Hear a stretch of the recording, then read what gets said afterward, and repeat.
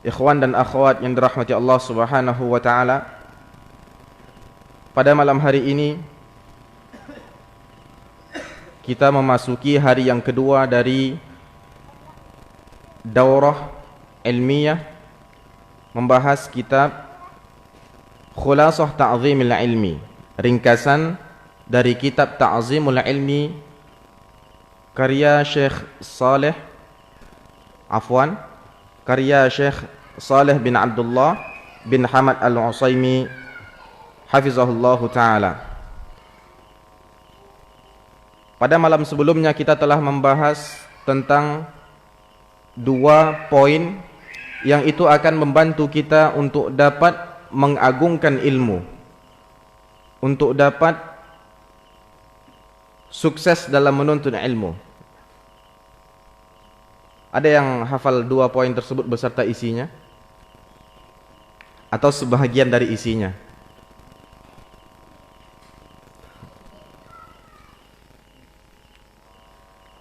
Sebutkan dua poin saja. Dua poin tanpa isi. Fadal.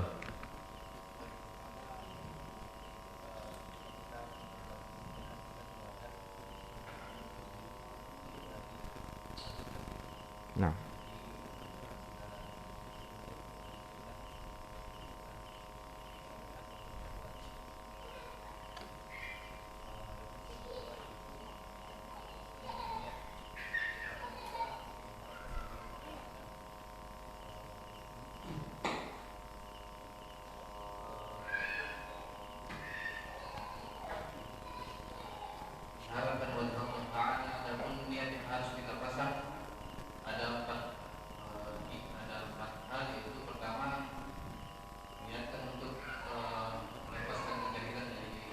Nah.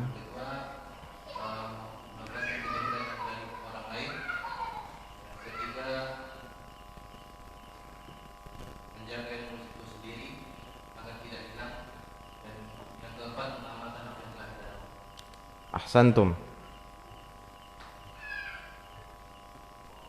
Benteng tauhid. Segan anda mau ngasih yang besar. Yang kecil aja dulu ya. Jazakallah khairan. Baik. Jadi ada dua ma'qid yang telah kita bahas kemarin. Al-ma'qidul awal, poin yang pertama yang akan membantu kita untuk dapat mengagungkan dan memuliakan ilmu, tathiru wi'a'il ilmi, yaitu membersihkan wadah atau tempat ilmu itu, yaitu hati kita. Dan pembersihannya dari dua hal, dari kotoran syubhat dan kotoran syahwat. Al-ma'qidu tsani, poin yang kedua adalah ikhlasun niyyati fihi, mengikhlaskan niat dalam menuntut ilmu. Tidak akan dinilai sebuah ibadah melainkan ikhlas karena wajah Allah, kemudian mengikuti sunnah Nabi kita Muhammad sallallahu alaihi wasallam. Dan niat-niat yang bisa kita pasang ketika kita menuntut ilmu itu ada 4 sebagaimana yang disebutkan oleh penulis. Yang pertama adalah raf'ul jahli an nafsi, mengangkat kebodohan, menghilangkan kebodohan dari dirinya. Itu yang pertama kali ya. Ketika antum menghadapi atau ketika antum ingin menuntut ilmu, maka akuilah bahwasan diri antum jahil, antum tidak ada apa-apanya, kosong, sehingga akan mudah menerima ilmu. Dan kita datang ke majelis ini ingin mengangkat kebodohan itu, menghilangkan kebodohan itu. Yang kedua, raf'ul jahli anil khalq, mengangkat kebodohan itu dari orang lain pula. Kita dakwahkan ilmu yang telah kita miliki, kita ajarkan apa yang telah kita pelajari. Kemudian yang ketiga adalah ihya'ul ilmi wa hifdhuhu minad dhaya', menghidupkan ilmu serta menjaganya dari kemusnahan. Agar ilmu itu tidak musnah, dipelajarilah dia. Dari dulu hingga sekarang begitulah sunnahnya. Ilmu itu dipelajari sampai masa sekarang ini. Untuk apa? Untuk menjaga ilmu itu sendiri, agar tidak lenyap, agar tidak hilang dari muka bumi ini. Niat yang terakhir adalah al-amalu bil ilmi, agar kita dapat mengamalkan ilmu, agar kita dapat beramal dengan, atau landasannya adalah ilmu. Ketika mau melaksanakan haji, antum melaksanakan haji atas dasar ilmu. Itu niat kita belajar. Niat kita belajar ilmu saraf atau ilmu nahwu apa? Agar kita tidak salah ucap, agar tidak ada kesalahan dalam penuturan bahasa Arab. Ketika datang belajar ilmu adab di sini, adab menuntut ilmu agar apa? Kemarin telah dijelaskan di muqaddimah, kenapa kita harus mengenal poin-poin ini, agar kita bisa menjadi orang yang pandai memuliakan ilmu. Tatkala kita pandai memuliakan ilmu, apa akibatnya? Akibatnya adalah ilmu akan mudah diterima oleh kita. Ilmu akan mudah menghampiri kita. Hadirin dimuliakan oleh Allah Subhanahu wa taala. Pertanyaan selanjutnya. Ada yang bisa menyebutkan beberapa perkataan indah di sini? Apakah itu peribahasa dalam bahasa Arab, atau itu berupa perkataan ulama tentang dua poin ini, poin pertama ataupun poin kedua, baik itu bahasa Arab ataupun bahasa Indonesia ataupun kedua-duanya? Ini dulu. Tafadhal.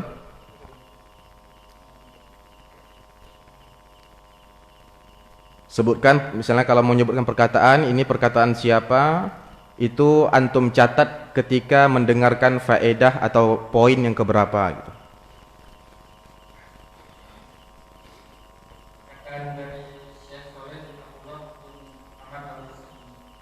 Nah, iya.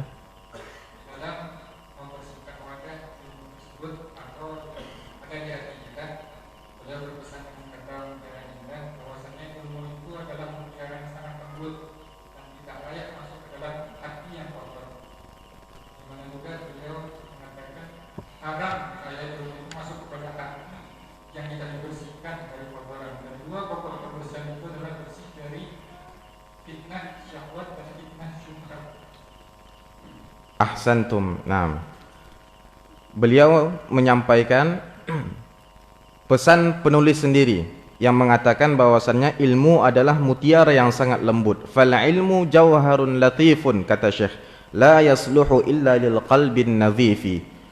Ilmu itu adalah mutiara yang sangat indah, lembut, bersih, cantik, elok. La yasluhu illa lil qalbin nadhif.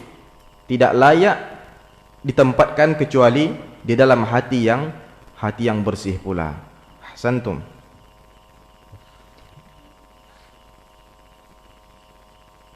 Dan antum layak menerima yang besar lah, kira-kira gitulah. Tafadhal. Jazakallah khairan. Mari kita lanjutkan pelajaran kita.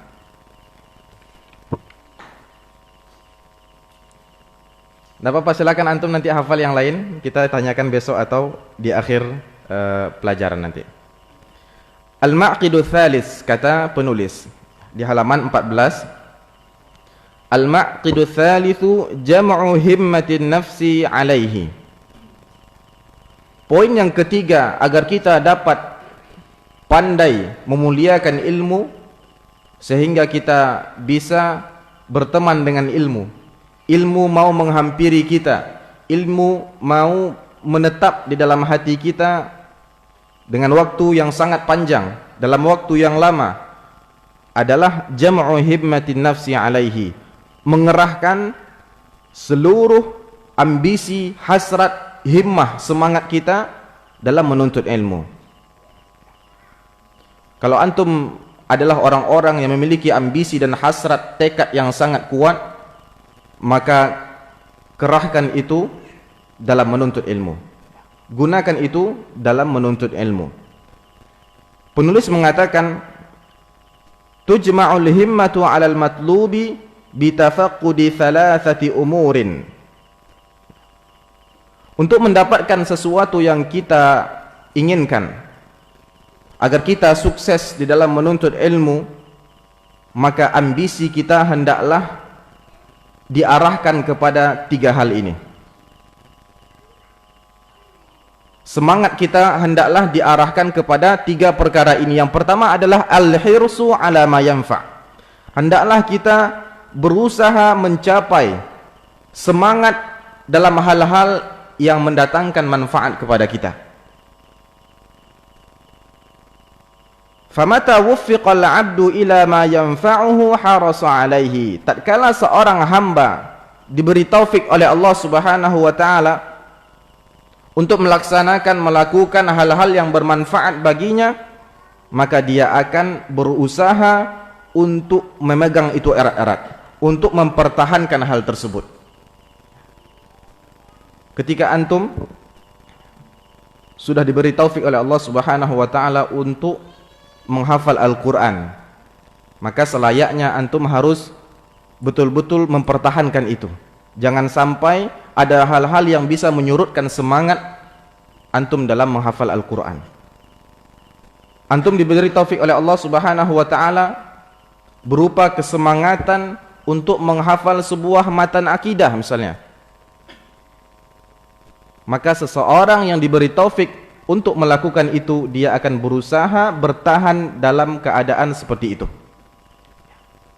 Maka yang pertama adalah al-hirsu ala ma yanfa', berusaha sekuat mungkin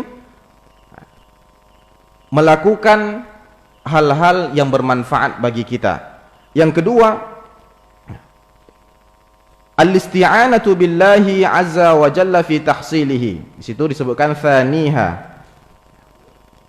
Thaniha al-isti'anatu billahi azza wa jalla fi tahsilihi. Al-isti'anah adalah memohon pertolongan kepada Allah, menjadikan Allah adalah penolong bagi kita dalam hal apa? Fi tahsilihi, fi tahsilil ilmi, dalam memperoleh ilmu. Dalam mendapatkan ilmu antum harus hadirkan Allah. Kata pepatah, idza lam yakun aunun minallahi lil fata fa awwalu ma yajni alaihi ijtihaduh. Ini penulis sendiri yang menyebutkan, tapi di dalam kitab Ta'zimul Ilmi. Ketika beliau meringkasnya, beliau hapus ini. Kata beliau, idza lam yakun aunun minallahi lil fata, kalau seandainya tidak ada pertolongan Allah kepada seorang hamba, seorang pemuda dalam menuntut ilmu misalnya, dalam melaksanakan sebuah pekerjaan misalnya, fa awwalu ma yajni alaihi ijtihaduh, maka ingat, satu-satunya yang akan menggagalkan dia adalah ijtihad dia, adalah bergantungnya dia pada dirinya sendiri. Kerja kerasnya itu akan menjadi satu-satunya atau yang pertama kali yang akan merusak ambisi dan cita-citanya. Maka hendaklah al-isti'anatu billah. Misalnya di antara kita ada yang bercita-cita ingin menuntut ilmu ke negeri Arab misalnya, ke Jordan kah, atau ke Mesir, atau ke Arab Saudi. Dan ini merupakan hal yang bermanfaat. Hal yang bermanfaat, karena di sana banyak manfaat yang akan kita dapatkan. Maka dia akan berusaha menjaga kesemangatan itu, berusaha dalam kondisi seperti itu, yaitu selalu berkeinginan agar dia dapat menuju ke sana.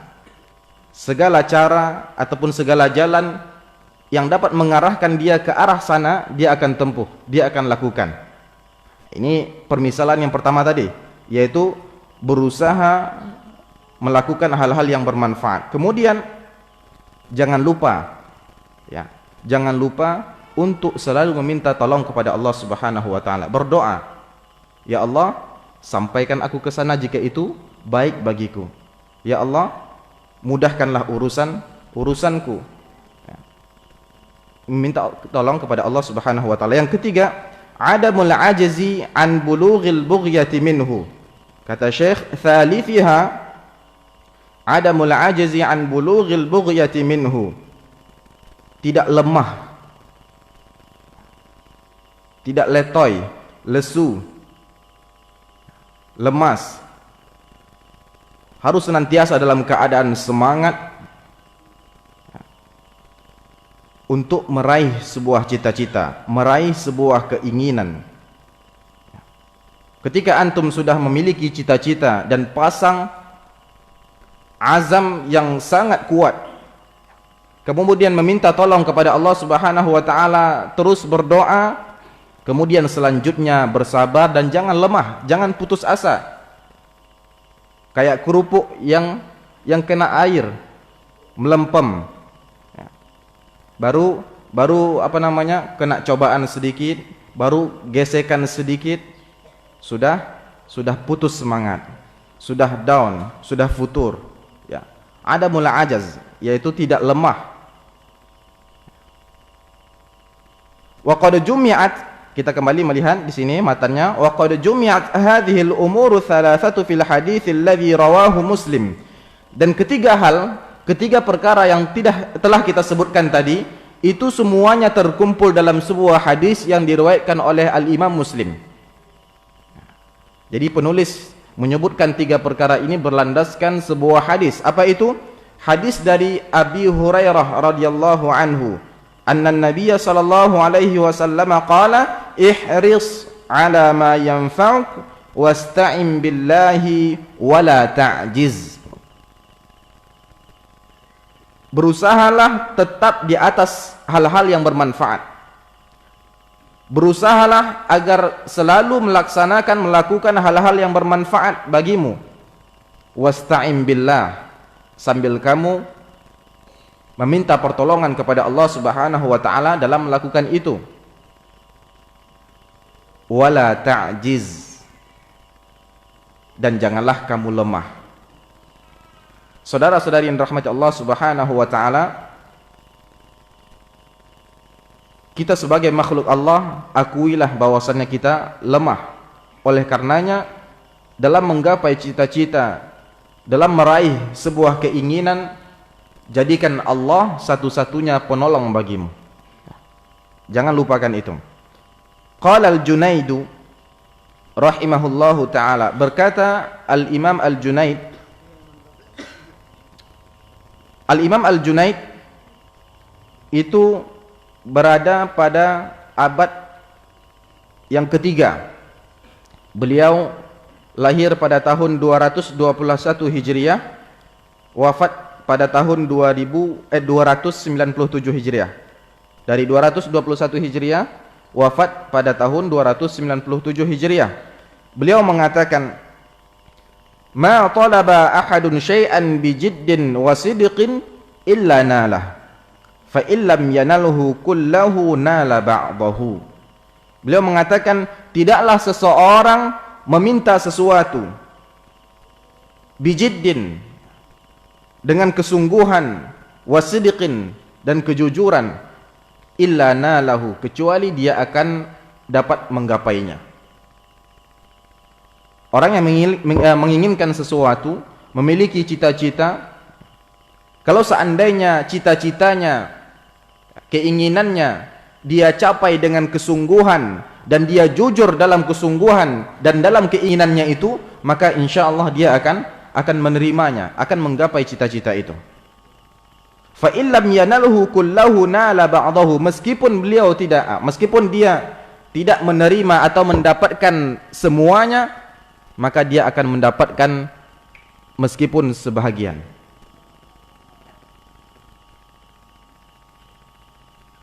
Saya selalu contohkan dengan ilmu nahwu dan saraf ini karena lagi ngajar anak-anak ma'had nahwu dan saraf gitu, dan itu juga tertulis, jadi kita misalkan selalu dengan nahwu dan saraf ya. Contohnya, seseorang datang ke majelis atau kajian nahwu. Cita-citanya apa? Agar dia bisa menguasai ilmu nahwu. Kalau seandainya dia mempelajari ilmu nahwu itu dengan kesungguhan yang benar-benar dan benar-benar jujur, datang ke majelis ilmu benar-benar dengan niat mau menguasai ilmu nahwu agar nanti dapat bertutur bahasa Arab, berkhidmat untuk agama Allah Subhanahu wa taala, maka insya Allah dia akan dapat mencapai keinginannya. dia akan pandai dalam ilmu nahwu. Fa illam yanalhu kullahu, namun atau meskipun dia tidak dapat menguasai ilmu nahwu itu sepenuhnya, nala ba'dahu, paling tidak dia akan menguasai sebahagian besar dari ilmu nahwu itu. Itu merupakan buah dari kesungguhan, dan itu merupakan sunnah sunnah kauniyah. Barang siapa yang bersungguh-sungguh, maka dia akan dapat, tentunya dengan taufik Allah Subhanahu wa taala. Man jadda wajada. Barang siapa yang bersungguh-sungguh, maka dia akan dapat. Wa qala Ibnu Al-Qayyim rahimahullahu taala fi kitabih Al-Fawaid. Dan Ibnu Al-Qayyim rahimahullahu taala, siapa yang mengetahui Ibnu Al-Qayyim? Apa yang antum ketahui tentang Ibnu Al-Qayyim? Siapa yang bisa menyebutkan? Ibnu Al-Qayyim adalah, misalnya namanya, atau dia adalah, atau hidup pada zaman ini gitu. Ada yang bisa menyebutkan? Tafadhal Usama. Murid Ibnu Taimiyah. Cukup? Anak penjaga pustaka. Enggak. Enggak mungkin satu yang besar, satu yang kecil ya. Nantikan hadiah selanjutnya ya, insyaallah. Dipending dulu hadiahnya. Nah, Ibnu Al-Qayyim rahimahullahu taala, beliau adalah muridnya Ibnu Taimiyah rahimahullahu taala. Beliau lahir pada tahun 691 Hijriah dan wafat pada tahun 751 Hijriah. Di dalam kitabnya yang bernama Al-Fawaid, beliau menyebutkan, idza tala'a najmu al-himmati fi dhalami lailil batalah wa radifahu qamarul azimah asyraqatil ardu binuri rabbiha. Beliau mengatakan, kalau bintang kalau bintang kesemangatan, himmah ya, ambisi dan hasrat yang kuat tadi bersinar atau terbit di malam, di kegelapan malam yang malas. Kita ulangi, idza tala'a najmul himmati fi dhalami lailil batalah. Kalau seandainya bintang kesemangatan terbit di kegelapan malam kemalasan, ya, kita anggapkan kegelapan itu sebagai malam yang malas. Kemudian terbit di situ bintang yang namanya bintang kesemangatan. Wa radifahu qamarul azimah, kemudian diikuti dengan terbitnya bulan tekad yang bulat. Nah, bintang-bintang di kegelapan malam ini diibaratkan dengan kesemangatan dalam menuntut ilmu. Bulan yang sedang terbit ini diibaratkan dengan tekad yang sangat bulat, tekad yang sangat kuat. Apa yang terjadi? Asyraqatil ardu binuri rabbiha, kata Ibnu Al-Qayyim. Maka bumi tatkala itu akan memancarkan cahaya Rabbnya. Beliau memisalkan ini bagi orang-orang yang tadi bersemangat dalam mencapai cita-citanya, yang mempunyai tekad yang sangat kuat, himmah yang aliyah, semangat yang tinggi.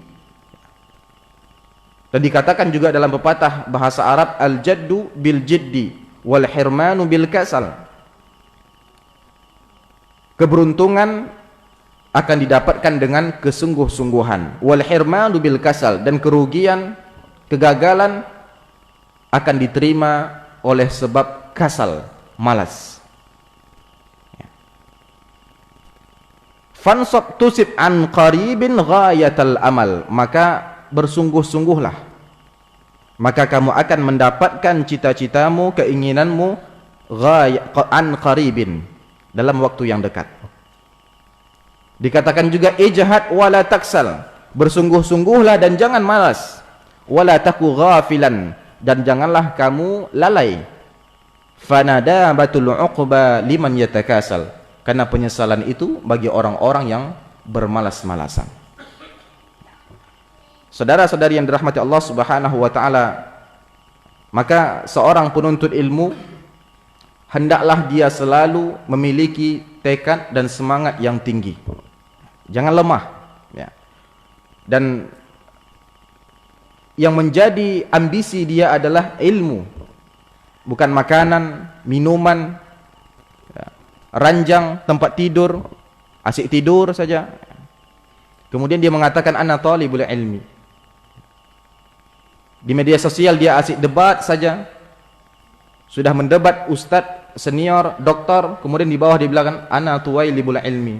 Saya hanyalah penuntut ilmu yang kecil. Penuntut ilmu ambisinya ilmu, menuntut ilmu, duduk bermajelis, berguru. Cari guru, cari ilmu yang bermanfaat, lakukan hal-hal yang bermanfaat. Tinggalkan tidur yang banyak, tinggalkan ambisi-ambisi kepada makanan-makanan. Penuntut ilmu bukan orang yang sibuk kurikuler, sibuk cari makanan, kuliner ya, kuliner. Maklum lama di luar bahasa Indonesia jadi kacau.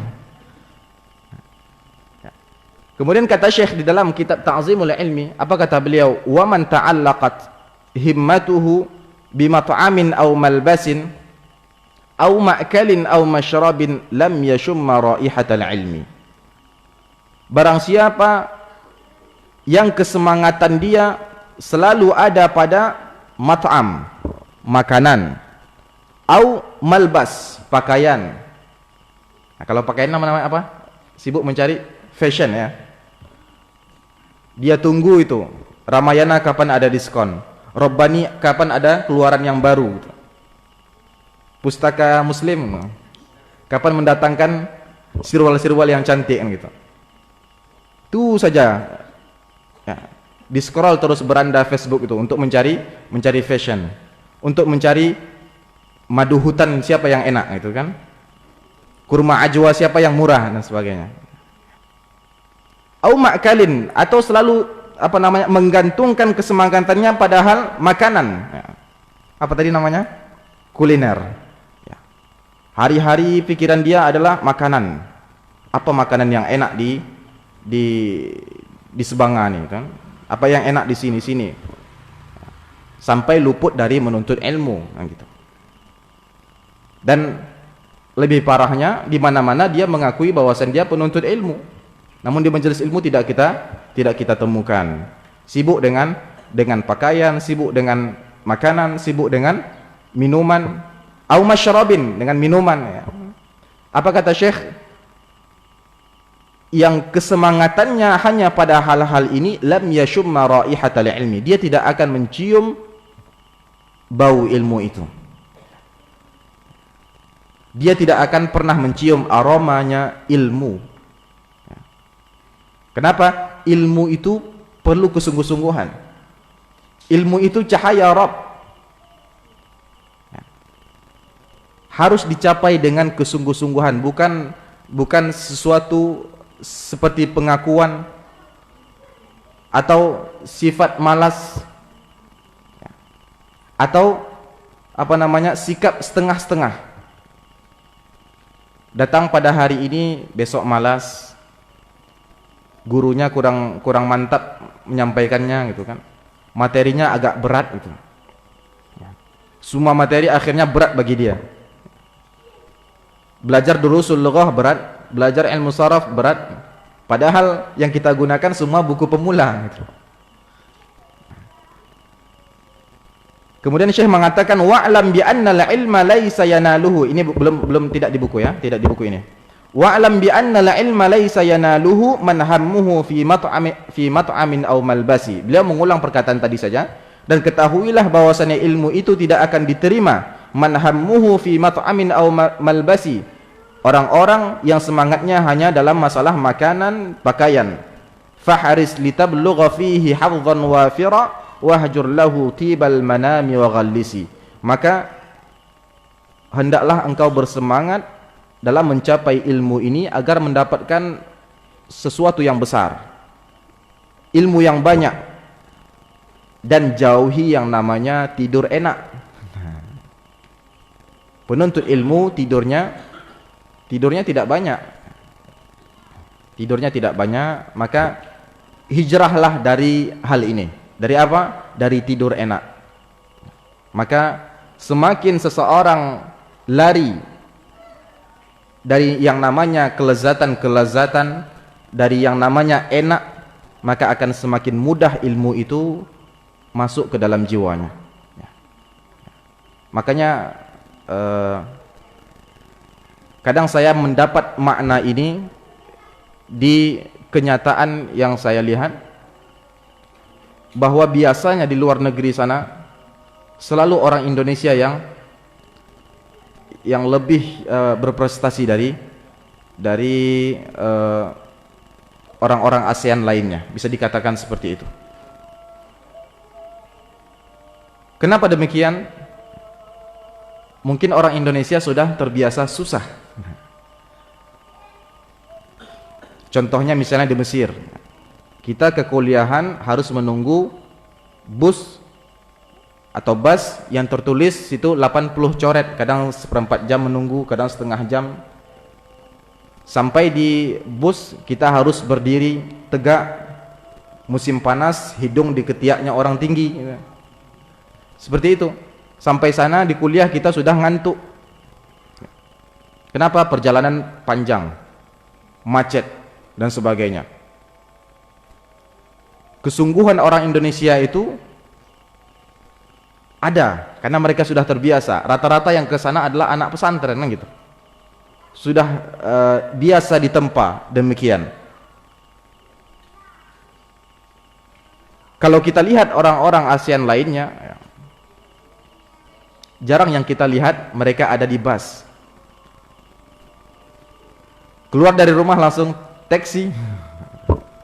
Akhirnya mereka biasa dengan hidup enak, dan hal demikian akan menghalangi kita dari menuntut ilmu. Biasa di dalam zona nyaman itu akan menghalangi kita dalam menuntut ilmu. Kenapa? Karena keadaannya menuntut ilmu itu berbeda dengan zona nyaman. Zona nyaman ini adalah sesuatu yang berbalik, sesuatu yang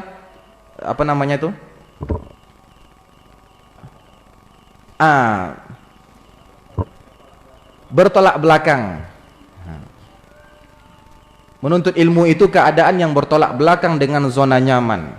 Oleh karenanya selalu ulama mengatakan la yutlabul ilmu birahatil jism. Kata Yahya ibnu Abi Katsir, dia mengatakan la yutlabul ilmu birahatil jism. Ilmu itu tidak dituntut, tidak diperoleh dengan jiwa yang santai-santai. Oleh karenanya selalu kita lihat orang-orang Indonesia yang di luar itu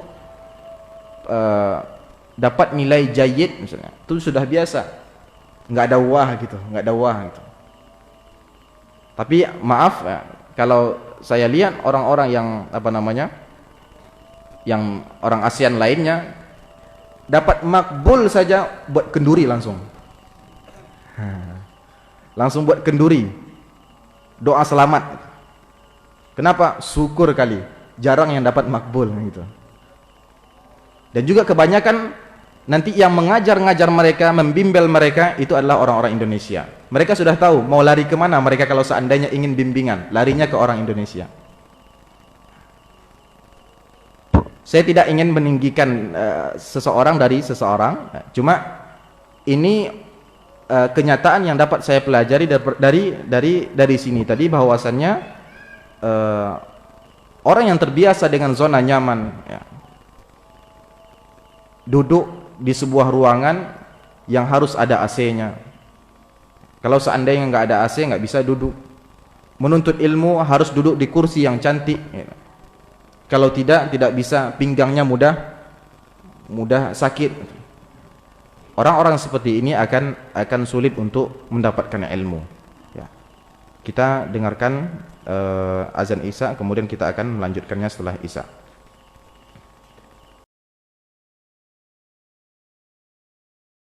Wassalatu wassalamu ala rasulillahi, amma ba'd. Saudara-saudari yang dirahmati Allah subhanahu wa ta'ala, para penuntut ilmu yang mudah-mudahan Allah subhanahu wa ta'ala memberi kita ilmu yang bermanfaat. Kita lanjutkan pembahasan tentang poin ketiga, yaitu mengerahkan segala ambisi hasrat kita untuk menuntut ilmu. Tadi kita telah menjelaskan tentang 3 poin, ya, yang mana hendaknya semangat kita itu dikerahkan dalam 3 poin ini. Yang pertama adalah al-hirsu ala ma yanfa'. Hendaklah kita bersemangat terhadap hal-hal yang bermanfaat bagi kita. Selagi itu bermanfaat, maka lakukanlah. Tentunya kalau seandainya masih dalam koridor yang diperbolehkan, ya. Tidak keluar dari batasan-batasan syariat, ya. Kemudian yang kedua, jangan lupa untuk memohon pertolongan dari Allah Subhanahu wa taala. Kita tahu bahwa diri kita ini lemah, butuh pertolongan, butuh bantuan, dan zat yang maha memberi pertolongan dan bantuan, yang bantuan dan pertolongannya tidaklah mengecewakan, adalah Allah Subhanahu wa taala. Tanpa pertolongan Allah, kita hanyalah hamba yang lemah. Sedangkan Allah, kata ulama, amruhu bainal kafi wan nun. Perkara Allah itu antara 2 huruf saja, kaf dan nun, kun. Kalau Allah Subhanahu wa taala mengatakan kun, maka jadilah. Kita minta kepada Allah agar semangat kita ini tidak berkurang hingga maut menjemput kita. Allah katakan kun fayakun. Allah katakan jadi, maka dia akan jadi, ya. Maka selalu minta tolong kepada Allah. Kemudian yang ketiga adalah wala ta'jiz, jangan lemah. Dan lemah ini bukan lemah badan, tapi lemah hati, lemah semangat, ya. Betapa banyak ulama terdahulu yang mereka sudah lemah badannya, sudah lanjut usianya, namun semangat mereka masih muda, tidak membuat mereka putus asa dari menulis, berkarya. Maka tirulah semangat mereka ini, jangan lemah dan putus asa. Mungkin di awal antum menemui kesulitan-kesulitan dalam menuntut ilmu, kesulitan dalam menguasai sebuah cabang ilmu, kesulitan dalam mencapai apa yang antum inginkan, ya. Namun jangan sampai putus asa dan sampai lemah, ya. Minta pertolongan kepada Allah Subhanahu wa taala. Kemudian kita lanjutkan di halaman 15. Kata penulis, wa inna mimma yu'lil himmata wa yasmu bin nafsi i'tibara halu atau i'tibara hala man sabaq wa ta'arrufa himamil qaumil madin. Kata beliau, dan di antara yang dapat membantu kita untuk membuat semangat kita ini tetap tinggi, semangat kita ini tetap besar, kuat, adalah mengambil pelajaran, i'tibar terhadap keadaan kaum terdahulu. Bagaimana ulama kita terdahulu? Tatkala kita mengenal keadaan mereka, mengenal bagaimana mereka menuntut ilmu, mengenal metode atau keadaan mereka ketika mereka menuntut ilmu, maka mudah-mudahan diharapkan dari itu semua dapat membuat semangat kita semakin tinggi, dapat membuat semangat kita semakin naik. Maka lihat di sini ada beberapa riwayat yang menceritakan tentang semangat mereka dalam menuntut ilmu. Fa Abu Abdullah Ahmad bin Hanbal kana wa huwa fi as-siba' ربما أراد الخروج قبل الفجر إلى حلق الشيوخ فتأخذ أمه بثيابه وتقول رحمة به حتى يؤذن الناس أو يصبحوا.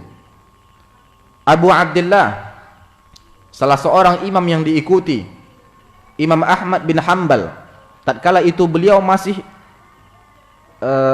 sobi, masih kecil, mungkin belum baligh. Kata beliau, rubbama arada al-khuruj qabla al-fajr ila hilaqi syuyukh. Tatkala itu beliau ingin keluar dari rumahnya sebelum fajar, sebelum subuh sudah keluar dari rumahnya, mau kemana? Ila hilaqi syuyukh, ke halaqah-halaqah ilmu, halaqah para syuyukh, ke majelis ilmu untuk belajar, berguru. Fata'khudhu ummuhu bi thiyabihi wa taqul rahmatan bihi, kemudian melihat dia akan keluar sebelum fajar, sebelum subuh itu masih gelap hari ini, datang ibunya, ditariknya baju Imam Ahmad bin Hanbal, ditahannya, dan itu bentuk kasih sayang ibunya kepada anaknya. Sembari beliau berkata kepada Imam Ahmad bin Hanbal, hatta yu'adzinan nas aw yusbihu, tunggu dulu nak, hatta yu'adzinan nas, sampai orang-orang mengumandangkan azan, atau paling tidak sampai orang bangun dari tidurnya. Saking semangatnya Imam Ahmad, beliau keluar sebelum waktu fajar. Coba kita lihat lagi ya, Imam Ahmad pada kurun yang keberapa, pada abad yang keberapa itu beliau hidup? Abad yang ketiga juga ya. Beliau lahir pada tahun 1604 Hijriah dan wafat pada tahun 241 Hijriah. Ya. Beliau salah satu gurunya Al-Imam Al-Bukhari. Kemudian lihat pula paragraf selanjutnya, penulis mengatakan wa qara'a al-Khatib al-Baghdadi rahimahullahu taala sahih al-Bukhari kullahu ala Ismail al-Hiyari fi thalathati majalis. Dan Al-Khatib Al-Baghdadi ini hidup pada abad yang kelima. Beliau lahir pada tahun 392, wafat pada tahun 463. Abad yang kelima. Al-Khatib Al-Baghdadi, beliau membaca Sahih Al-Bukhari. Sahih Al-Bukhari, kalau seandainya tulisannya tipis, tulisannya kecil, itu kira-kira setebal ini. Cetakan yang mungkin mengeluarkan tulisan-tulisan kecil, maka kira-kira setebal ini Sahih Al-Bukhari itu. Kata beliau, Al-Khatib Al-Baghdadi membaca Sahih Al-Bukhari seluruhnya, semuanya, kepada Ismail Al-Hiyari. Gurunya namanya Ismail Al-Hiyari fi thalathati majalis, dalam 3 majelis saja, 3 pertemuan.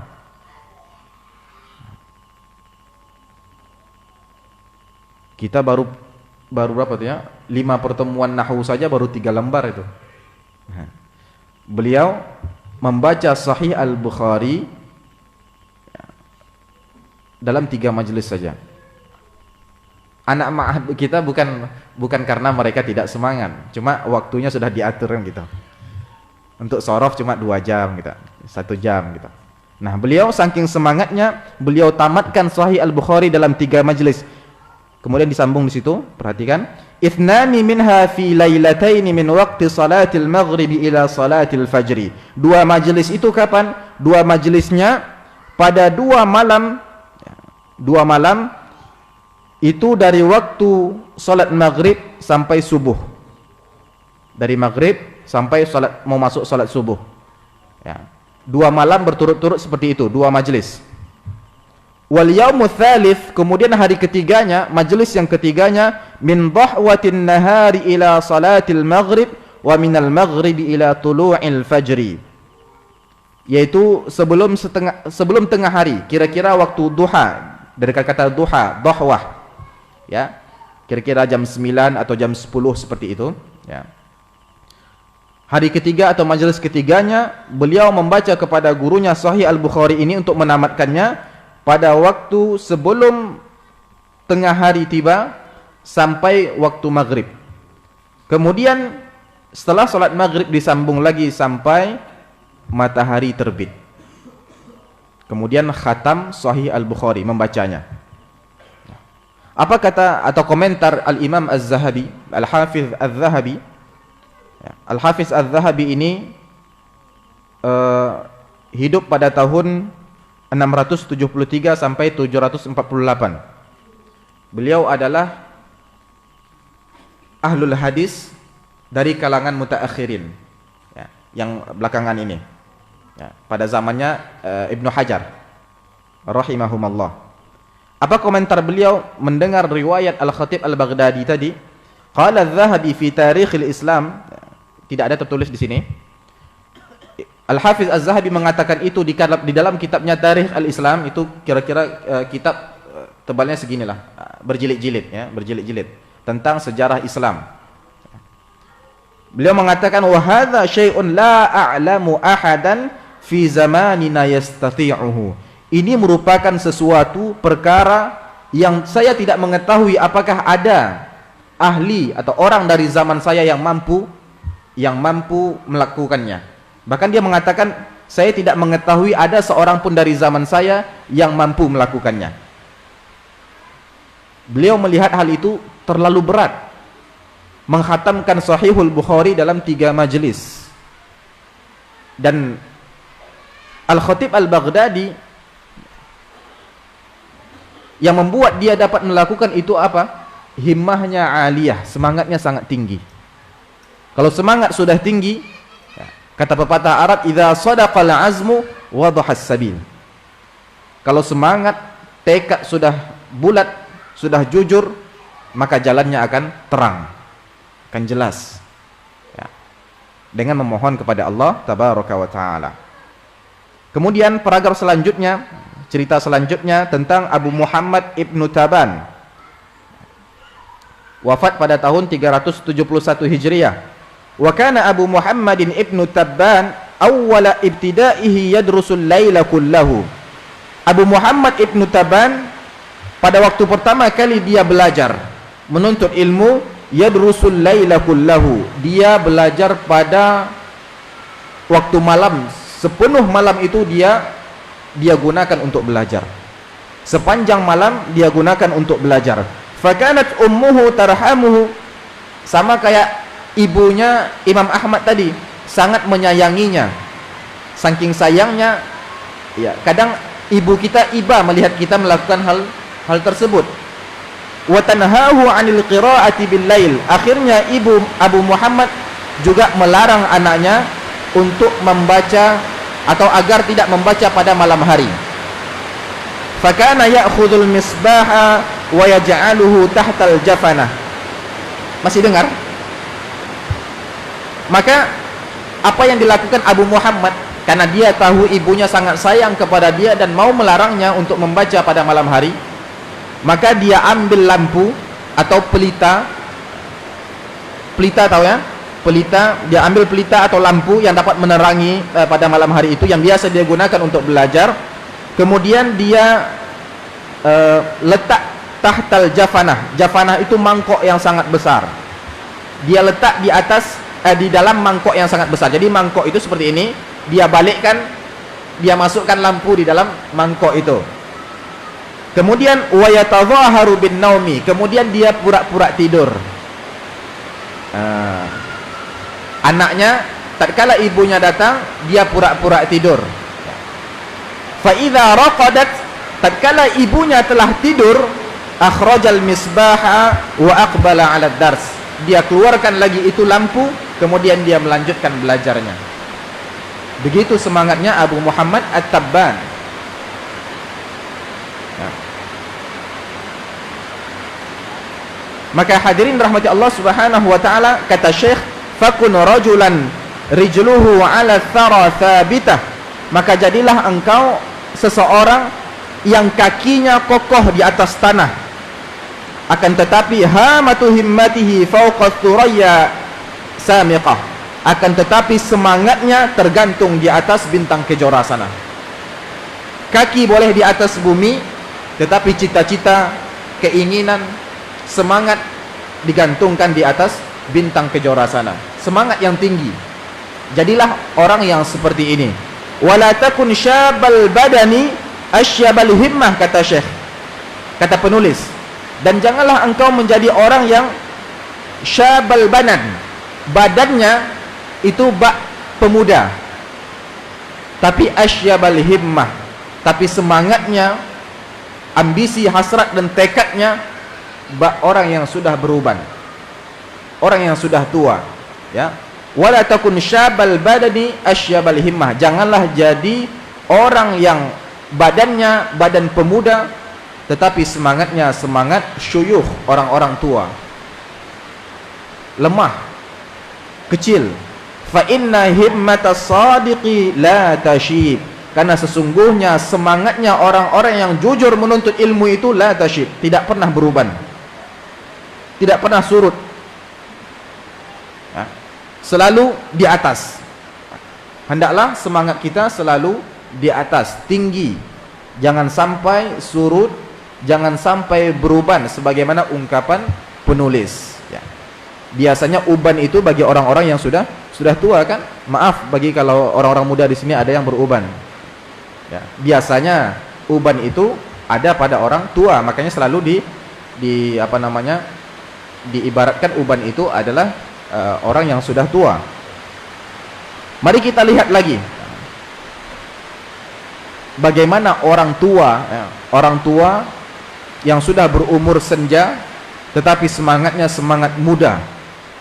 Salah satunya adalah Abul Wafa Ibnu Aqil. Paragraf yang terakhir dari halaman 15 itu bisa dilihat. Karena Abul Wafa Ibnu Aqil ahadu azkiya'il alam min fuqaha'il Hanabilah. Adalah Abul Wafa Ibnu Aqil, beliau adalah salah seorang yang sangat cerdas, yang sangat pandai, cerdik, min fuqaha'i al-Hanabilah, dan salah satu fuqaha, orang faqih dalam mazhab Hanabilah, mazhabnya Imam Ahmad. Yunshidu wa huwa fi thamanin, tatkala itu dia berumur 80 tahun dan dia melantunkan sebuah nasyid, sebuah syair yang berbunyi, bisa kita lihat di halaman 16, ma syabah azmi wala hazmi wala khuluqi wala wala'i wala dini wala karami wa inna ma'tada sya'ri ghaira sibghatihi wa syaibu fi sya'ri ghairu syaibi fil himami. Lihat, beliau melantunkan syair ini dan umur beliau tatkala itu sudah 80 tahun. Beliau mengatakan, ma syaba azmi wala hazmi wala khuluqi. Tidaklah beruban tekadku, ya. Tidaklah beruban tekadku, maksudnya tidak menua, tidak melemah seperti orang tua yang sudah beruban. Tidaklah beruban tekadku, pendirian, akhlak jangan sampai merosot, ya. Wala wala'i wala dini wala karami, tidak pula loyalitasku, walakku, tidak pula agamaku atau dermaku. Walaknya seseorang, agama seseorang, kedermawanan dia kepada orang lain jangan sampai surut juga, ya. Jangan sampai menua, beruban. Kemudian beliau katakan, wa inna ma'tadha sya'ri ghaira sibghatihi, hanya saja rambutku yang berganti warna. Umur beliau 80 tahun dan tatkala itu beliau sudah beruban. Maka beliau katakan, wa inna berganti warna, wa syaibu fi sya'ri ghairu syaibi fil himami. Tengok perkataannya sangat cantik. Beliau mengatakan, dan uban di rambut bukanlah seperti uban dalam ambisi. Rambut boleh beruban, namun semangat tetap muda, semangat tetap hitam, ya. Bagaikan rambut anak muda, anak muda yang tidak memakai bigen. Maka hadirin rahmati Allah subhanahu wa ta'ala, poin yang ketiga yang perlu kita perhatikan agar kita bisa mengagungkan, memuliakan ilmu, dan ilmu bisa berteman dengan kita, mau melekat di dalam jiwa kita, di dalam otak kita. Yang harus kita perhatikan adalah jangan setengah-setengah. Kerahkan seluruh kesemangatan kita, seluruh tekad dan ambisi kita untuk menuntut ilmu, untuk ilmu, ya. Kalau ada orang yang ingin menguasai bahasa Arab, kalau seandainya dia jujur dan bersungguh-sungguh untuk mencapainya dalam waktu singkat, insya Allah dia bisa meraih itu. Sebagaimana dikatakan tadi, fansab tusib an qaribin ghayatal amal. Bersungguh-sungguhlah kamu akan mencapai itu dalam waktu yang dekat. Saya mengenal beberapa orang yang dalam hitungan bulan, setengah tahun, bahkan cuma setahun dapat menguasai bahasa Arab. Dan ada orang yang berkali-kali setiap tahun diadakan durusul lughah, berganti ustadznya, berganti, dan dia masih dalam pelajaran pertama, haza qalamun wa zalika kitabun, itu juga ya. Perbedaannya di mana? Perbedaannya boleh jadi di kesemangatan ya. Yang satu sangat bersungguh-sungguh, yang dua setengah-setengah. Afwan ya, anak nggak menyinggung ya. Mudah-mudahan kita bisa selalu semangat dalam menuntut ilmu. Yang ketiga, yang keempat, poin yang keempat di halaman 17, al-ma'qidur rabi'u, kata Syekh, sarful himmati fihi ila ilmil Qur'ani was sunnah. Bagi seorang penuntut pemula, ketika dia telah membersihkan hatinya, dia pasangkan niat yang ikhlas menuntut ilmu karena wajah Allah, untuk mengangkat kebodohan dari dirinya, dan berniat untuk berdakwah nantinya, mengangkat kebodohan dari orang lain, ingin menghidupkan ilmu ini sebagaimana sunnah para ulama-ulama terdahulu sampai sekarang. Dia juga ingin beramal dan amalannya dinilai pahala oleh Allah Subhanahu wa taala. Ingin menuntut ilmu, kemudian dia sudah kerahkan, dia sudah benar-benar bertekad, semangat untuk itu. Kemudian dia akan mulai bertanya, apa yang harus saya pelajari dulu? Apa yang harus saya raih? Apa yang harus saya gapai dalam menuntut ilmu? Maka al-maqidur rabi', ya, Syekh mengatakan sarful himmati fihi ila ilmil Qur'ani was sunnah. Hendaklah seorang talib, penuntut ilmu, pelajar, menaruh perhatian yang sangat besar, mengarahkan ambisi dia itu dalam menuntut ilmu kepada ilmu Quran dan ilmu sunnah. Al-Quran dan As-Sunnah. Al-Quran adalah firman Allah, As-Sunnah adalah hadis-hadis Rasulullah sallallahu alaihi wasallam, ataupun segala hal yang berasal dari Rasul sallallahu alaihi wasallam, baik itu perkataannya, perbuatannya, ataupun sifatnya. Dan itu kita ketahui dari apa? Dari hadis-hadis yang sampai kepada kita, ya. Qala al-musannifu rahimahullah, penulis berkata, inna kulla ilmin nafi'in maradduhu ila kalamillah wa kalami rasulih sallallahu alaihi wasallam. Sesungguhnya segala ilmu ini kembalinya hanya kepada dua, firman Allah dan sabda Rasulullah sallallahu alaihi wasallam. Seluruh ilmu hanya kembali kepada dua ini, firman Allah, sabda Rasulullah sallallahu alaihi wasallam. Kemudian bagaimana dengan ilmu-ilmu lainnya? Wa baqil ulumi, kata Syekh, kata penulis, imma khadimun lahuma fayu'khadhu minhuma tahaqqaqu bihil khidmatu aw ajnabiyyun anhuma fala yadurrul jahlu bihi. Dan ilmu yang lainnya, ilmu selain ilmu Quran dan ilmu sunnah, maka itu kemungkinannya ada dua. Yang pertama, khadimun lahuma, ilmu itu berkhidmat untuk dua ilmu ini. Ilmu ini menyokong Al-Quran dan As-Sunnah, untuk membantu kita memahami Al-Quran dan As-Sunnah.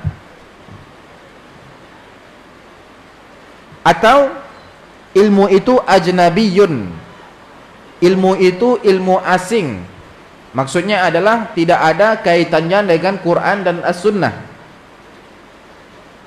Dia bukan penghantar, atau dia bukan diambil dari Al-Quran dan As-Sunnah. Maka yang pertama, yang mana ilmu-ilmu selain ilmu Al-Quran dan ilmu As-Sunnah, kalau seandainya dengan mempelajari ilmu itu kita bisa berkhidmat untuk agama, dia ada kaitannya dengan Al-Quran dan As-Sunnah, maka ilmu itu juga dituntut. Ilmu itu diambil sekedar khidmat itu, sekedar kita bisa menolong agama Allah, kita bisa memahami Al-Quran dan As-Sunnah. Contohnya ilmu bahasa Arab, dia bukan ilmu Quran, secara bahasa bukan ilmu Quran, bukan ilmu Sunnah, akan tetapi dia khadim untuk dua ilmu ini, dia penyokong, dia pembantu untuk memahami dua ilmu ini. Kalau seandainya tidak ada ilmu bahasa Arab, maka ilmu Quran, ilmu Sunnah akan sulit dipahami. Kalau seandainya ilmu mustalah al-hadis tidak dipelajari, maka bagaimana orang dapat mengetahui mana yang sahih, mana yang dhaif, mana yang hadisnya itu hadis benar-benar dari Rasul sallallahu alaihi wasallam, mana hadis itu yang diciptakan oleh manusia, yang dikarang oleh manusia, mana hadis yang bisa diterima, mana hadis yang tidak bisa diterima. Atau jangan-jangan yang selama ini yang kita ketahui itu bukan perkataan Rasul, melainkan dia adalah perkataan sahabat, perkataan tabi'in. Maka ini semua adalah ilmu-ilmu yang mengantarkan kita kepada ilmu sunnah, ilmu Quran, ya. Selain ilmu Quran dan ilmu sunnah, akan tetapi dia punya peran untuk dua ilmu ini, punya peran dalam memahami, mempelajari dua ilmu ini, maka silakan diambil, silakan dipelajari. Bahkan sebagiannya sangat penting untuk dipelajari. Kemudian ilmu yang kedua tadi adalah yang selain ilmu Quran dan As-Sunnah, kemungkinan yang kedua atau klasifikasi yang kedua adalah bahwasannya ilmu ini ajnabiyun. Ajnabiyun ini asing, tidak ada hubungan atau kaitannya. Seperti ada seseorang yang antum temui di jalan, dan dia adalah perempuan misalnya, ya, perempuan misalnya. Kemudian antum laki-laki yang gitu, haram bagi antum memandangnya. Kenapa? Karena dia merupakan perempuan ajnabiyah, gitu. Kenapa? Perempuan asing yang tidak ada hubungan rahim sama antum, dia bukan mahram. Nah, yang bukan mahram juga bisa disebut ajnabiyah. Nah, ilmu selain Al-Quran dan As-Sunnah, kalau tidak dia khadim yang mempunyai peran terhadap dua ilmu tadi, maka kita ambil. Yang kedua kemungkinan adalah dia ilmu asing, tidak ada kaitan sama sekali sama Al-Quran dan As-Sunnah, bahkan tidak mendatangkan manfaat kepada Al-Quran dan As-Sunnah, mungkin sebagiannya gitu. Apa yang kita lakukan? Ya, maka silahkan, mau dipelajari tidak apa-apa, kalau ditinggal pun tidak apa-apa. Kata Syekh, fala yadurrul jahlu bihi, tidak mengetahuinya, tidak mempelajarinya tidak akan mendatangkan mudarat apa-apa. Itu ilmu ajnabi yang tidak ada kaitan sama Al-Quran dan As-Sunnah. Kita tidak mengetahuinya pun tidak apa-apa, karena ilmu yang diwajibkan kepada kita ilmu syar'i, ya.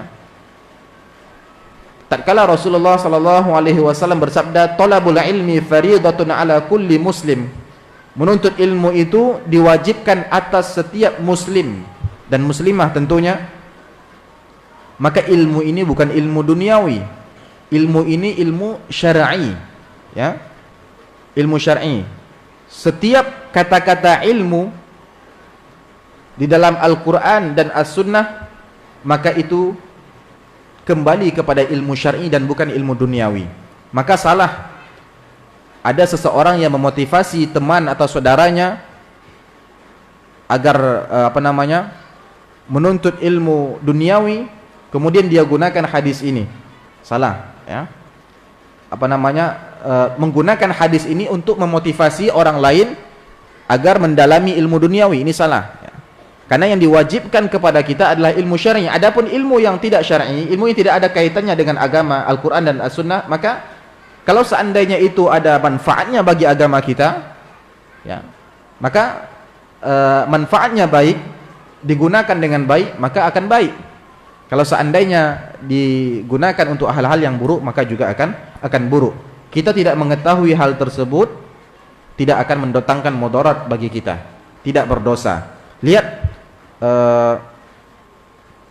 tatkala Allah Subhanahu wa taala memerintahkan rasulnya agar berdoa, Rabbi zidni ilman, dalam Al-Quran, wa qur Rabbi zidni ilman, wa qul, dan katakanlah wahai Muhammad, berdoalah engkau Rabbi zidni ilman. Wahai Tuhanku, tambahkanlah aku ilmu. Apa kata Ibnu Hajar di dalam syarah Sahih Al-Bukhari atau Fathul Bari? Beliau mengatakan wadihud dalalati fi fadlil ilmi. Firman Allah tadi ya, itu mengandung dalil yang tegas tentang keutamaan ilmu. Lianna Allah tabaraka wa ta'ala lam ya'mur nabiyahu sallallahu alaihi wasallam bi talabil lizdiyad minasy-syai' atau min syai'in illa minal ilmi. Karena Allah tidaklah memerintahkan nabinya sallallahu alaihi wasallam untuk meminta tambahan sesuatu kecuali tambahan apa? Tambahan ilmu.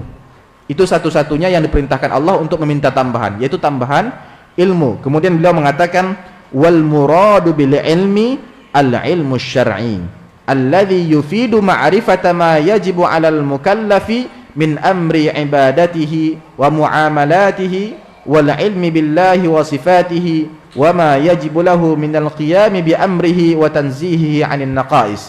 Kata beliau, adapun yang dimaksud dengan kata ilmu di sini adalah ilmu syar'i, yaitu ilmu yang akan menjadikan seorang mukallaf, seorang muslim mengetahui kewajibannya berupa masalah-masalah ibadah dan muamalah, juga ilmu tentang Allah dan sifat-sifatnya, hak apa saja yang harus dia tunaikan dalam beribadah kepadanya, dan mensucikannya dari berbagai kekurangan.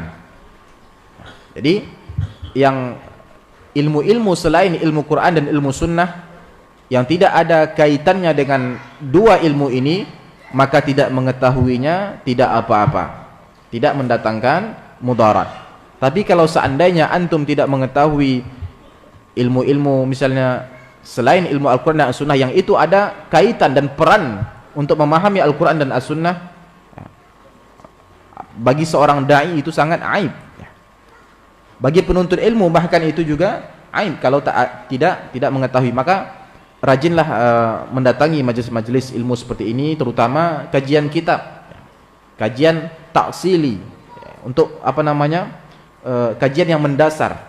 Kita belajar dari dasar ya. Akidah kita mulai dengan thalathatul usul misalnya, kemudian masuk al-qawaid al-arba', setelah itu masuk tentang al-asma' wa sifat menggunakan al-aqidah al-wasithiyah misalnya, dan seterusnya. Jadi apa namanya, teratur belajar kita.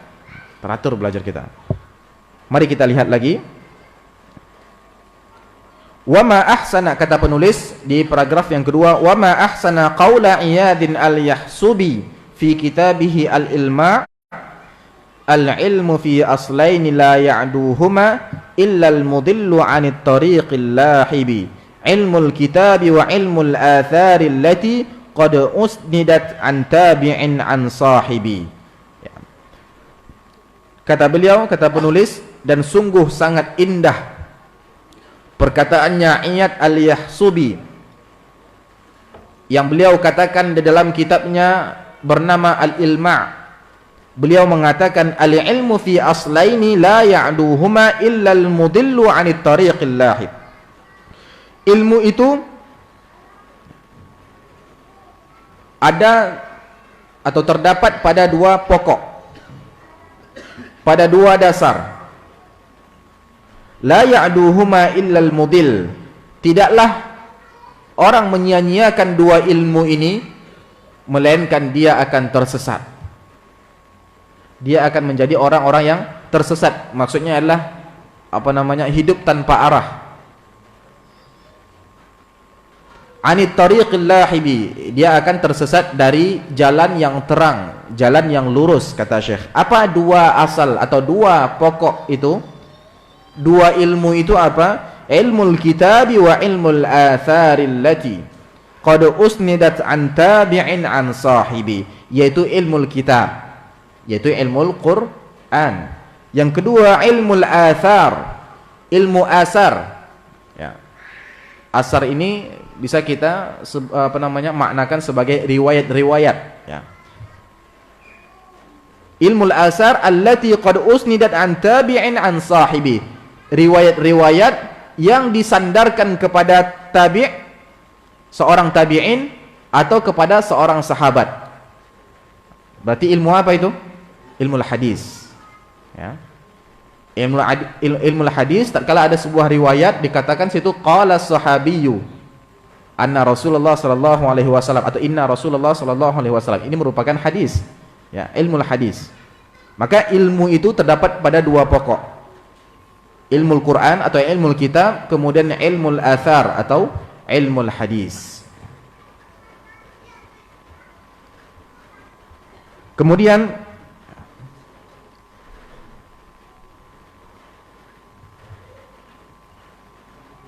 paragraf selanjutnya, perhatikan, wa qad kana hadza huwa ilmu salafi alaihim rahmatullahi thumma kathura al-kalamu ba'dahum fima la yanfa' fal ilmu fi salafi akthar wal kalamu fi man ba'dahum akthar.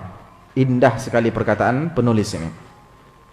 Beliau mengatakan, dan ilmu inilah yang ada pada salaf, kaum-kaum terdahulu. Ilmu inilah yang mereka pelajari, yang ada pada mereka rahmatullahi alaihim. Thumma kathural kalamu ba'dahum fima la yanfa'. Kemudian setelah kaum salaf, maka setelah itu banyak banyak komentar, banyak uraian, banyak kalam, banyak perkataan-perkataan, penjelasan-penjelasan yang tidak bermanfaat. Kaum salaf dulu misalnya ditanya tentang ismun min asma'illah atau sifatun min sifatillah, langsung jawab seperti ini saja. Kita imani seperti apa yang disebutkan oleh Allah atau Rasul di dalam hadis-hadisnya. Kita imani bahwasannya Allah beristiwa misalnya, tanpa kita mentakwil, tanpa kita menyerupainya dengan makhluk. Namun setelah kaum salaf, kata Syekh ini, kathural kalam ba'dahum, banyak perkataan-perkataan di situ. Kalau seandainya kita menyebut Allah itu beristiwa, maka nanti akan ada hal-hal yang repot jadinya, ya. Banyak perkataan-perkataan setelah kaum salaf itu, ya. Yang itu pengaruhnya kadang ilmu kalam, falsafah Yunani. Fal ilmu fi salafi akthar. Maka hadirin rahmati Allah subhanahu wa ta'ala, ilmu pada kaum salaf itu lebih banyak, sangat banyak ilmu mereka. Tapi wal kalamu fi man ba'dahum aksar. Kemudian omongan pada kaum-kaum setelah kaum salaf itu lebih banyak.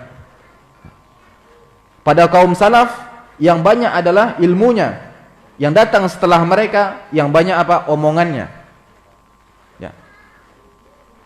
Pakai teori segala, begini, akhirnya tidak mengamalkan, ya. Ujung-ujungnya tidak mengamalkan, ujung-ujungnya tidak menghantarkan kita kepada iman kepada Allah, ya. Ujung-ujungnya tidak menghantarkan kita kepada khasyah, takut kepada Allah, taat kepada Allah.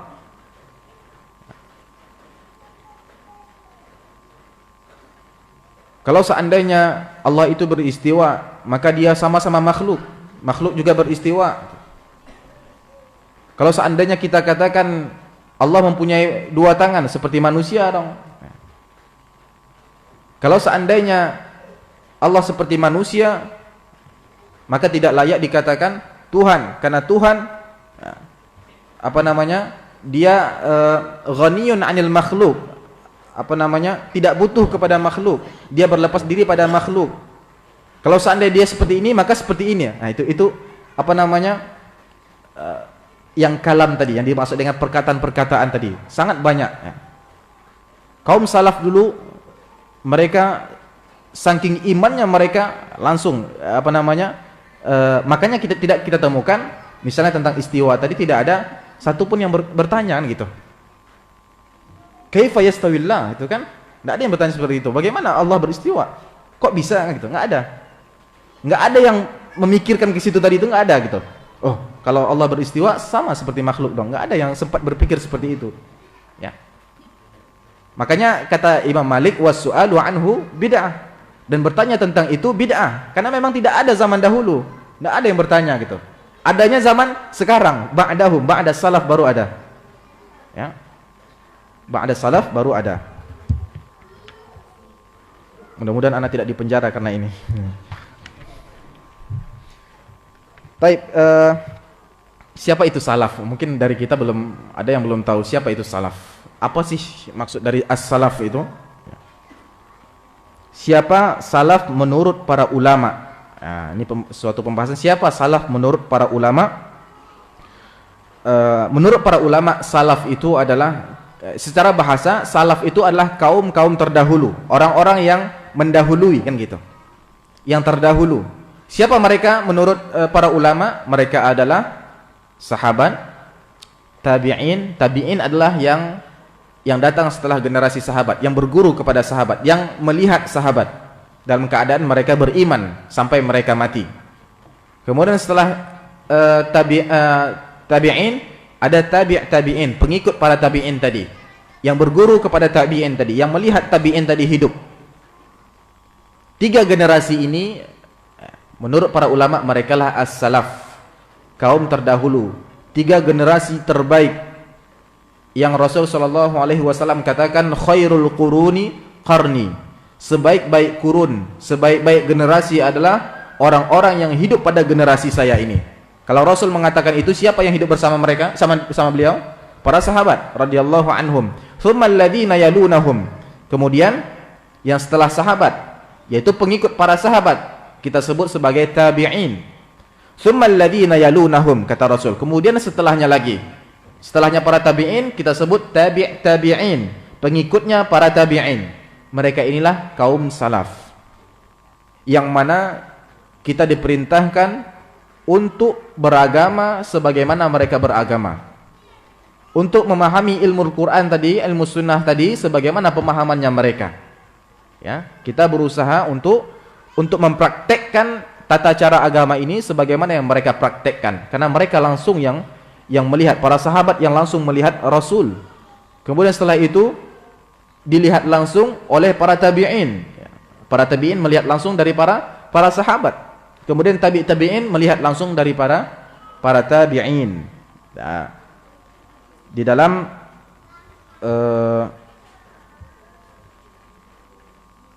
kata salaf ini juga ada dalam Al-Qur'an, dalam surat Az-Zukhruf ayat 55 sampai 56, 55 dan 56. Falamma asafuna intaqamna minhum fa'aghraqnahum ajma'in. Allah berfirman, tatkala mereka mendatangkan kemurkaan, maka kami murka kepada mereka. Kami murka kepada mereka, fa'aghraqnahum, dan akhirnya kami tenggelamkan mereka semuanya. Ini ditujukan kepada Fir'aun dan bala tentaranya. Faja'alnahum salafan. Kemudian kami jadikan mereka sebagai salaf. Wa mathalan lil akhirin, dan permisalan, contoh bagi orang-orang akhir yang datang setelah mereka. Maka salaf adalah orang-orang yang mendahului. Orang-orang terdahulu, maka kita sebut salaf. Ya. As-salafus salih, para orang-orang terdahulu yang saleh, 3 generasi tadi. Dan as-salaf itu bisa kita gunakan untuk ungkapan yang terdahulu. Kita bisa sebut ulama us-salaf. Mungkin boleh jadi ulama-ulama yang hidup pada zamannya Imam Bukhari, ya, Imam Tirmizi dan lain sebagainya. Ya. Kemudian paragraf terakhir beliau katakan qala Hammad ibnu Zaidin. Berkata Hammad bin Zaid, qultu li Ayyuba as-Sikhtiyani, aku berkata atau bertanya kepada Ayyub as-Sikhtiyani. Qultu ini kita kajian kitab ini sembari belajar bagaimana cara membaca kitab. Ya, kadang sudah pasti mungkin ada nanti sebagian yang kita jelaskan. Qultu, kalau antum dapati dalam sebuah hadis atau teks-teks bahasa Arab, qultu ini kalau antum tahu dari qala yaqulu, artinya berkata, kan gitu. Tapi boleh jadi nanti kita maknakan sebagai bertanya. Lihat konteks setelahnya. Kalau yang dia katakan itulah sebuah kalimat tanya, maka qultu di sini kita maknakan sebagai bertanya. Qultu li Ayyuba as-Sikhtiyani, aku bertanya kepada Ayyub as-Sikhtiyani, al-ilmul yawmu aktsaru aw fima taqaddam, ilmu pada hari ini yang lebih banyak atau ilmu orang-orang terdahulu? Apa kata Ayyub As-Sikhtiyani? Al-kalamul yawmu akthar wal ilmu fima taqaddama akthar. Ilmu pada hari al-kalamu al-yawma afwan, al-kalamul yawma aktharu wal ilmu fima taqaddama aktharu. Omongan, perkataan ya, pada hari ini, maksudnya adalah pada zaman ini lebih banyak. Artinya lebih banyak daripada zaman-zaman terdahulu. Akan tetapi ilmu pada zaman terdahulu itu lebih banyak. Lebih banyak. Maka ikutilah para salaf. Bagaimana mereka memahami ilmu Al-Quran tadi, bagaimana mereka memahami ilmu sunnah tadi. Jangan sampai ada yang mengatakan sebagaimana sebagaimana ini juga dikatakan oleh oleh khalaf. Khalaf itu kebalikan salaf. Orang-orang yang datang setelah salaf disebut khalaf. Ini sudah biasa istilah ini dalam kitab-kitab fikih atau kitab-kitab akidah. Para khalaf mengatakan ilmul khalafi ahkam wa aslam.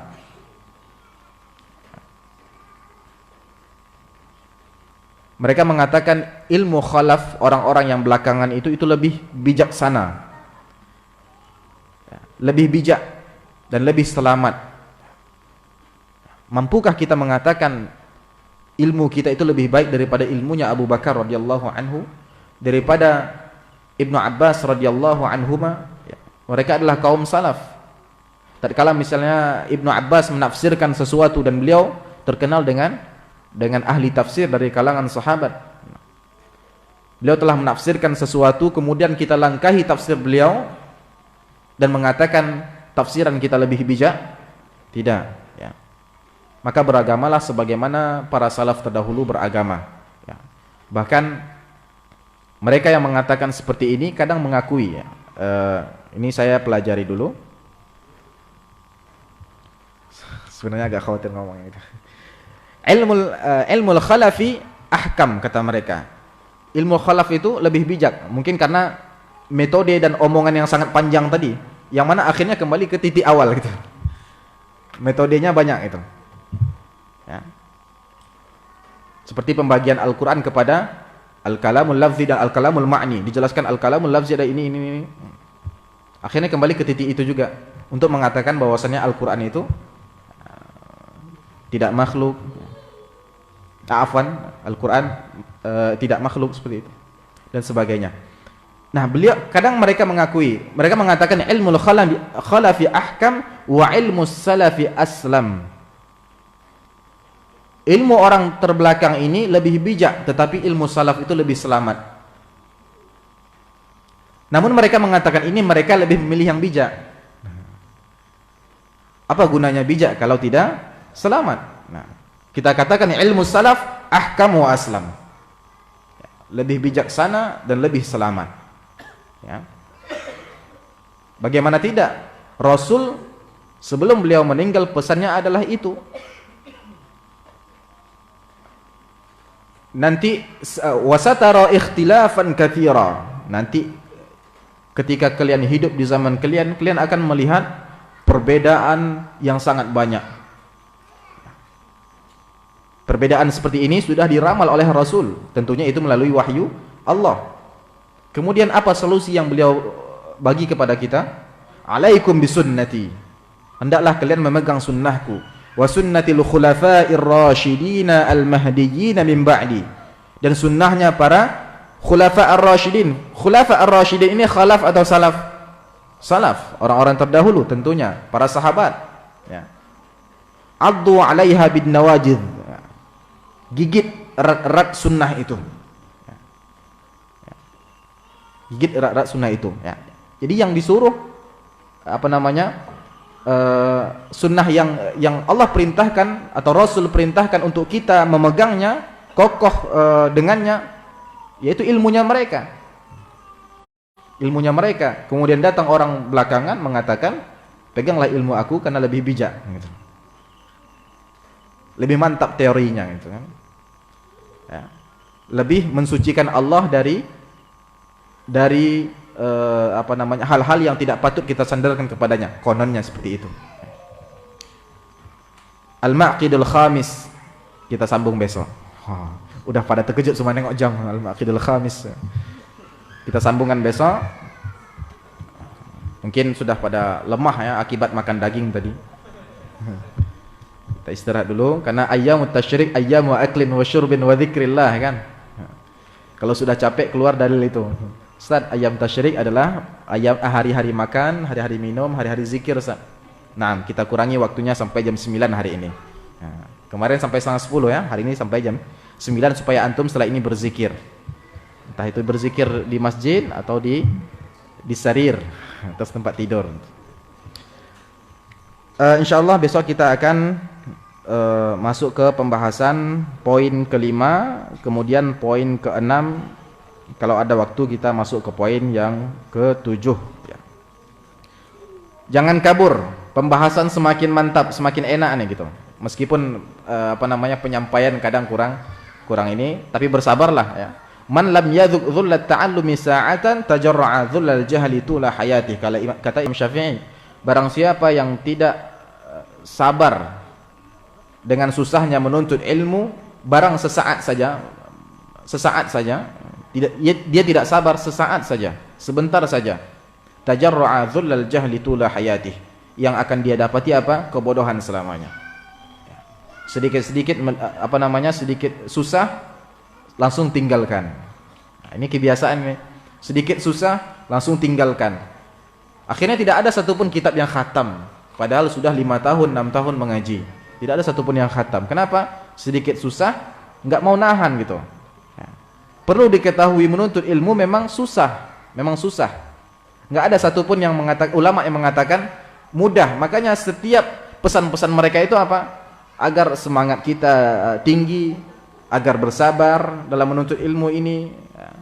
Imam Syafi'i pernah ditanya lagi, akhi kata dia, lan tanala ilma illa bisittah.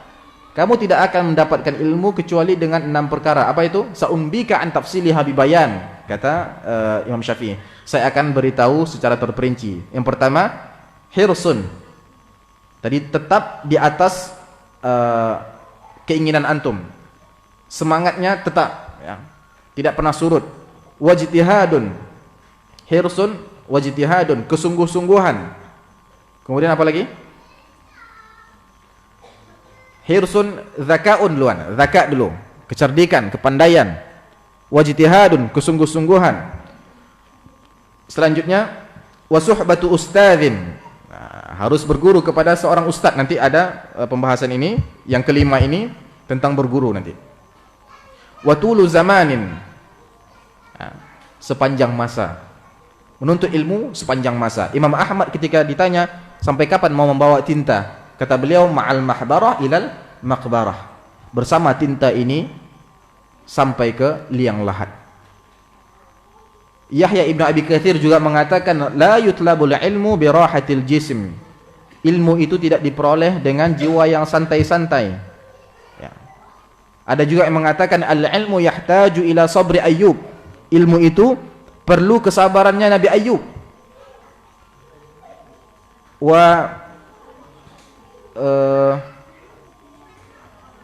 Ada 3 disebutkan. Al-ilmu yahtaju ila sabri Ayyub wa umri Nuh, dan umurnya Nuh, wa mali Qarun, dan hartanya Qarun. Tadi tentang Imam Syafi'i kita baru menyebutkan 5 ya. Saya lupa satu, baru saya ingat. Salah satunya adalah al-bulghah atau ad-dirham. Jadi hirsun, dzakaun, hirsun, wajtihadun, wa bulghatun, wa suhbatu ustadzin, wa tulu zaman.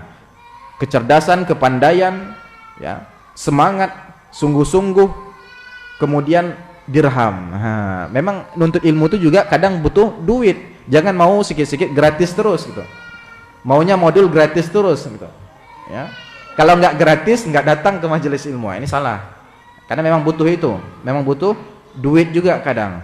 Ya. Dulu ulama juga menginfakkan seluruh hartanya kadang untuk satu hadis, untuk satu ilmu yang mereka dapatkan.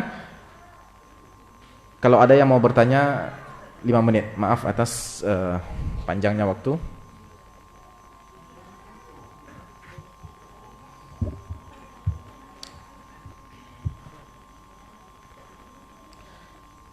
Kalau tidak ada maka kita tutup dengan doa kafaratul aja. Ada kan? Enggak apa-apa nih, enggak buru-buru. Silakan.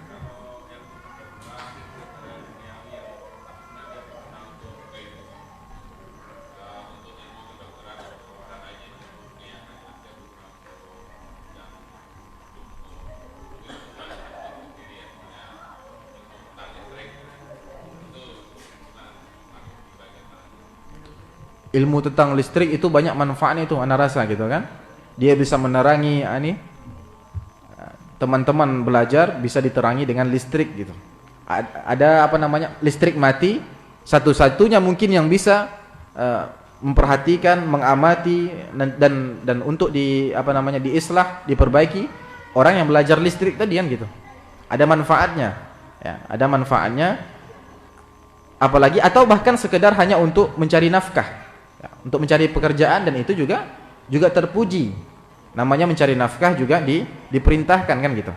Tercela mempelajarinya atau tidak. Kalau yang tercela itu antum mungkin sudah tahu kan. Ilmu apapun itu kalau digunakan dalam keburukan maka dia tercela kan gitu. Tapi pembahasan kita tentang ilmu yang tidak ada kaitannya dengan ilmu Al-Qur'an ataupun ilmu sunnah, maka hukumnya mubah. Ya, hukumnya mubah, asalnya adalah mubah, namun kalau digunakan untuk keburukan maka akan buruk juga. Bisa jatuh ke dalam dosa. Kemudian ilmu yang mubah ini, ilmu Al-Qur'an yang tidak ada kaitan dengan Al-Qur'an atau Al-Sunnah atau ilmu al-ajnabi tadi, ini yang tadi dibahas di sini, yang penulis katakan hanya sekedar meninggalkannya atau tidak mengetahuinya. Apa akibatnya? Tidak ada akibat apa-apa. Kita jahil dalam masalah listrik tidak dicela dalam agama. Ya. Kita jahil dalam masalah misalnya buka Facebook, buka WhatsApp gitu kan, salah kirim gitu karena gaptek gitu, itu tidak dicela. Ya. Ya, tidak, ilmu yang tidak ada kaitannya dengan Al-Quran dan As-Sunnah gitu. Ya. Tapi di sini misalnya seorang ustadz menyampaikan sebuah ilmu dan ia salah menyampaikan, yang itu yang menghantarkan dia kepada kesalahan itu adalah mungkin dia tidak mempelajari bahasa Arab, tidak mempelajari ilmu fikih. Ini yang tercela. Wallahu a'lam.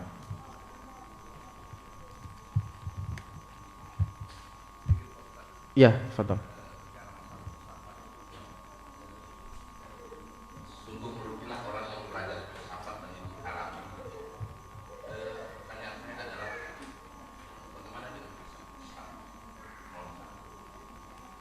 Falsafat Islam. Ilmu falsafat kita katakan dia tidak apa namanya, kita tidak mencela ilmu falsafat secara mutlak gitu. Ya. Kalau seandainya ilmu falsafat itu ada apa namanya, ada khidmatnya untuk agama kita, ada apa namanya, perannya untuk agama kita, dan orang-orang terdahulu yang dia betul-betul iltizam dengan agamanya para salaf, dia benar-benar apa namanya, kokoh jalan di atas jalannya para sahabat, tabi'in. Kadang dia juga mempelajari ilmu falsafat. Gunanya apa? Untuk apa namanya? Salah satu yang diperbolehkan alasannya adalah untuk menjaga agama kita itu sendiri gitu. Dari apa namanya? Serangan-serangan orang-orang yang membenci Islam gitu. Dan ini kadang ilmu falsafat di situ berperan. Ya, berperan. Makanya di dalam salah satu nazam atau matan ilmu mantik. Ilmu mantik ini ilmu yang ibaratnya di bawah ilmu falsafat. Dia ibaratnya erat kaitannya dengan ilmu falsafat, ilmu mantik ini. Salah satu matan atau nazam yang dipelajari dalam ilmu mantik itu ada nazam namanya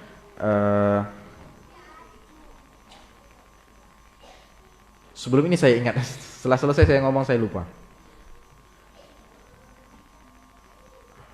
Subhanallah.